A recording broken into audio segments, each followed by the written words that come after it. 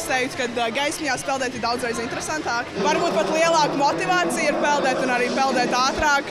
Man savukārt kaut kas jauns un neierasts, tā kā nevar sagaidīt.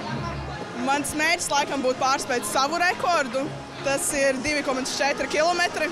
Man mērķis atkal ir nepārāk daudz atpalikt no māsas. Ir ļoti labi, ka katru gadu rīko šādas sacensības, un es domāju, ka arī varētu rīkot biežāk nekā vienreiz gadā, jo pasākums tiešām ir superīgs un izdevies un vienmēr ar pozitīvām emocijām dodamies prom no šejienes. Mana stratēģija būs neiztērēt visus spēkus vienā peldējumā, pirmajos metros.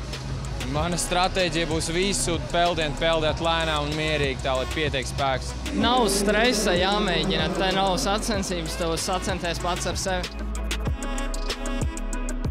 Es peldu vairākus gadus, bet ļoti daudz arī, bet pamatā atklātajos ūdeņos un šajā pasākumā pirmo reizi. Vienīgais tas, ka pēc vasarā svaigā ūdenī ārā vilnīšos, tad šeit ir savādāk, tīri tā apgriešanās.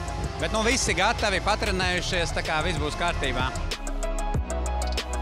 Es personīgi katru gadu piedalos, cik vien es varu. Man ļoti patīk, šis ir tiešām ļoti jautri.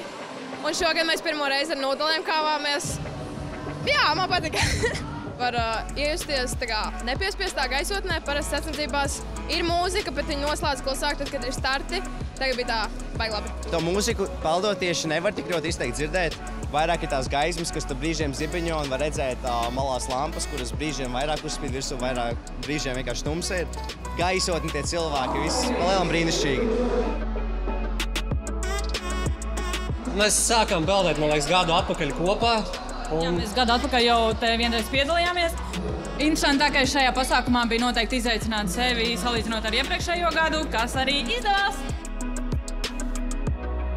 Es noteikti iedrošinātu visus, kas vēlas, kas jau vairākus gadus ir domājuši, vai iet vai neiet vai braukt. Tu noteikti var atrast tās spēju grupas, kurās katrs atbilst un vienkārši pavadīt labu laiku, pavadīt foršu vakaru.